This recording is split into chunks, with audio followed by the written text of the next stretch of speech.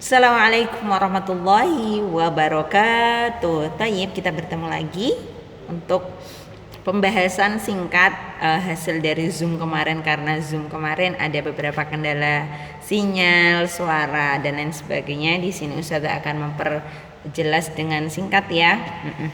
Alhamdulillah, segala puji bagi Allah, kehadirat Allah Subhanahu wa taala yang telah melimpahkan nikmatnya sampai detik ini kita bisa berjumpa walaupun dengan daring ya.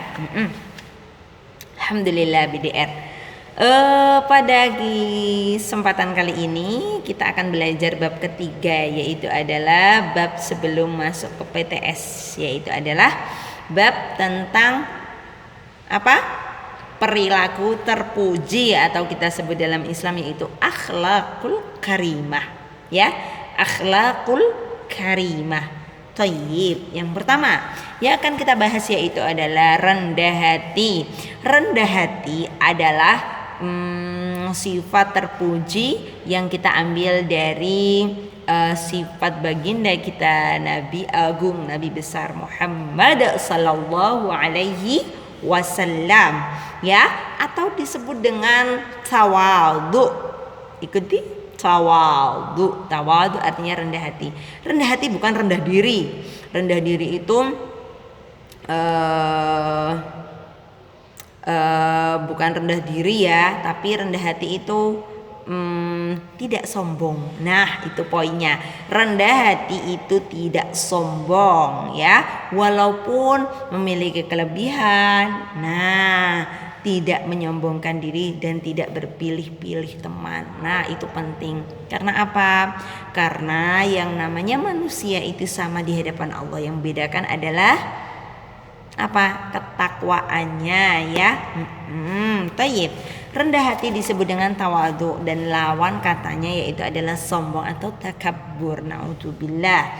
Dalam Al-Quran surat apa? Tadi malam kita bahas ada dalam surat Al-Furqan ayat 63. Wa ibadur rahmanil ladzina yamshuna 'alal ardi haunan wa idza khatabahumul jahiluna qalu salama. Nah, di sini di surat Al-Furqan ini dikatakan bahwasanya sifat rendah hati itu adalah orang-orang yang berjalan di atas bumi dengan rendah hati. Itu termasuk adalah hamba-hamba Allah ya. Kemudian dan apabila dia dihina karena rendah hati, dia tidak marah. Karena apa?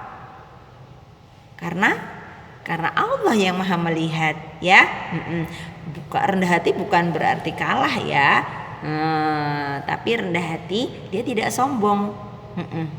Walaupun gara-gara nilai bagus atau karena naik kelas nilainya bagus sekali. Nah, bukan untuk kesombongan tapi untuk disyukuri ya, seperti itu.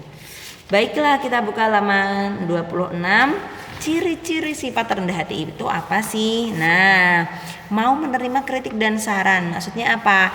Jika ada yang menasihati itu didengarkan, apalagi kalau itu baik, ya kan? Tidak bersikap sombong terhadap orang lain, pendengar yang baik. Jadi walaupun ada teman kita yang baru maju ke depan, baru memimpin doa, harus didengarkan karena semuanya itu belajar untuk berbicara di depan, belajar untuk berani, ya kan? Syuja'ah. Kemudian berani minta maaf dan memaafkan. Karena manusia itu tempatnya salah dan lupa. Ini di garis bawah ya, soalnya yang penting-penting yang sudah sampaikan di garis bawah biar tahu. Oh, itu ciri-cirinya. Kemudian peduli terhadap orang lain. Jika teman kita ada yang tidak ada makanan, kita bagi.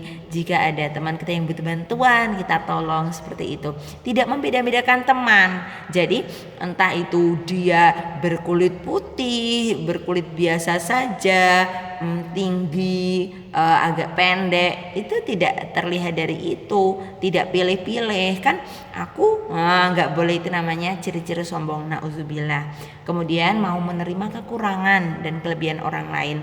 Jadi ketika teman kita memiliki kekurangan, bukan diolok-olok, tapi menerima dan saling melengkapi, karena manusia itu memiliki kekurangan dan kelebihan, ya kan? Nah, sikap rendah hati itu adalah sikap yang dimiliki Rasulullah Sallallahu Alaihi Wasallam. Rasul hidup sederhana, tidak dengan kemewah-mewahan, apalagi sombong, tidak sama sekali. Makanya akhlak beliau yang karimah harus kita tiru, ya, kita ikuti. Usikum wa iyaya nafsi bittaqwa Allah. Begitu juga ustazah juga sama, kita bersama-sama untuk menjadi insan kamil, ya, untuk menjadi manusia yang sempurna di mata Allah. Nah, sifat rendah hati ternyata itu bisa diasah dengan kebiasaan-kebiasaan. Apa contohnya? Menanamkan dalam diri kita bahwa semua manusia itu sama di mata Allah. Itu yang pertama, garis bawahi. Nomor 2, mengingat bahwa memahami bahwa setiap orang yang sombong itu akan menjadi teman iblis di neraka, nauzubillah, ya. Makanya di situ kita harus hati-hati. Nah, menyadari bahwa seseorang yang memiliki sikap rendah hati akan mempunyai banyak teman. Coba orang baik itu, orang yang tidak sombong, banyak nggak temannya? Banyak. Suka, ya kan? Kita aja suka banget sama orang yang nggak sombong. Tapi kalau sama orang yang sombong, coba walaupun kita nggak boleh membenci, ya. Nah, nomor 4, memperbanyak membaca kisah Nabi Muhammad Sallallahu Alaihi Wasallam agar kita meniru akhlak beliau. Walaupun beliau dihina, tapi beliau masih baik sama orang, ya kan? Walaupun beliau disakiti orang lain, beliau masih baik. Itu bukti bahwasanya Rasulullah itu sangat-sangat memiliki akhlak yang terpuji. Mengingat bahwa surga itu diperuntukkan untuk orang-orang yang rendah hati, bukan untuk yang sombong. Nauzubillah. Perilaku hemat apa Ustazah?